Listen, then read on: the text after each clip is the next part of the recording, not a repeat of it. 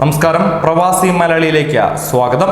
UAE-യിൽ Covid ബാധിതരുടെ എണ്ണം ഓരോ നിമിഷവും ഉയരുകയാണ്. തിങ്കളാഴ്ച 398 പേർ കൂടി രോഗം സ്ഥിരീകരിച്ചതായി UAE ആരോഗ്യ മന്ത്രാലയം അറിയിച്ചിരുന്നു. ഇതോടെ രോഗബാധിതരുടെ എണ്ണം 4521 മാറിയിരിക്കുന്നു. കോവിഡ് ബാധിച്ച് ചികിത്സയിലായിരുന്ന 3 പ്രവാസികൾ കൂടി മരിച്ചതായി ആരോഗ്യ മന്ത്രാലയ വക്താവ് ഡോക്ടർ ഹാരിസ് അൽ ഹുസൈനി അറിയിക്കുകയും ചെയ്തിരുന്നു. ഇപ്പോൾ ലഭിക്കുന്ന വിവരമനുസരിച്ച് ഷാർജയിലുണ്ടായ ഒരു വാഹനാപകടത്തിൽ ഇരട്ട സഹോദരങ്ങൾ മരിച്ചു എന്നുള്ളത് തന്നെയാണ്. സെഹ്യാൻ അലൈൻ റോഡിൽ ഇരുവരും സഞ്ചരിച്ചിരുന്ന കാർ ട്രക്കുമായി കൂട്ടിയിടിക്കുകയാണ് ചെയ്തത്. ഉച്ചയ്ക്ക് ശേഷമായിരുന്നു അപകടം സംഭവിച്ചതെന്നും ഗുരുതരമായി പരിക്കേറ്റ ഇരുവരും അപകടത്തിന്റെ ആഘാതത്തെ തുടർന്ന് മരണപ്പെടുകയായിരുന്നുവെന്നുമാണ് പോലീസ് അറിയിച്ചത്. അപകട കാരണങ്ങൾ കണ്ടെത്തുവാൻ വിശദമായ അന്വേഷണം തുടങ്ങിയെന്നും പോലീസ് വ്യക്തമാക്കി. 18 വയസ്സുള്ള സ്വദേശി യുവാക്കളാണ് മരിച്ചത്. കായിക താരങ്ങളായിരുന്ന ഇരുവരും മിലിറ്ററി കോളേജിൽ അപേക്ഷ നൽകാനായി പോകുന്നതിനിടയിലായിരുന്നു ഇത്തരത്തിൽ ഒരു അപകടമുണ്ടായതെന്നാണ് പിതാവ് വ്യക്തമാകുന്നത്. വൈകുന്നേരം 3 മക്കളുടെ മരണവിവരം അറിയിച്ചുകൊണ്ടുള്ള ടെലിഫോൺ കോളാണ് തന്നെ തേടിയെത്തിയതെന്നും അദ്ദേഹം വ്യക്തമാക്കി.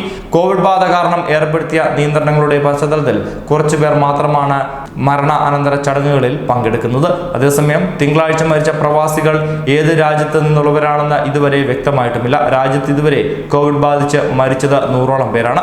കോവിഡ് ബാധിച്ച് മരിച്ചത് 50ഓളം പേരാണ്. തിങ്കളാഴ്ച 172 പേർ കൂടി രോഗമുക്തരായതായും ഡോക്ടർ ഹാരിഫ് വ്യക്തമാക്കി. ഇതോടെ രാജ്യത്ത് COVID-19 ഭേദമായവരുടെ എണ്ണം 852 രാജ്യത്ത് പരിശോധനകൾ വ്യാപകമാക്കിയതായും മന്ത്രാലയ വക്താവ് അറിയിച്ചിട്ടുണ്ട്. തിങ്കളാഴ്ച മാത്രം 23,380 പേരുടെ സാമ്പിളുകളാണ് പരിശോധിച്ചത്. ആവശ്യമാണെങ്കിൽ ആളുകളുടെ വീട്ടിലെത്തി കോവിഡ് പരിശോധന നടത്താനുള്ള പദ്ധതിക്ക് കഴിഞ്ഞ ദിവസം അബുദാബി കിരീടാവകാശിയും UAE ഉപ സർവ്വസൈനാധിപനായ Sheikh Mohammed bin Zayed Al Nahyan തുടക്കം കുറിച്ചിട്ടുണ്ട്. സ്വദേശികൾക്കും വിദേശികൾക്കും ഈ സൗകര്യം ഉപയോഗപ്പെടുത്താനാകും. പരിശോധനകൾ വ്യാപകമാക്കുന്നതിലൂടെ വേഗത്തിൽ രോഗം കണ്ടെത്താനാകും. ശ്വാസതടസ്സം ഉൾപ്പെടെയുള്ള രോഗലക്ഷണങ്ങൾ ഉള്ളവരെയും പ്രായം ഏറിയവരെയുമാണ് നിർബന്ധമായും പരിശോധനയ്ക്ക് വിധേയരാക്കുക. ലക്ഷണങ്ങൾ ഇല്ലാത്തവർക്കും സ്വയം ഉറപ്പുവരുത്തുന്നതിനായി പരിശോധന നടത്താവുന്നതാണ്. എന്നാൽ ഇതിന് 370 ദിർഹം ചെലവ് വരുമെന്നും അദ്ദേഹം വ്യക്തമാക്കി. ന്യൂസ് ഡെസ്ക്, പ്രവാസി മലയാളി.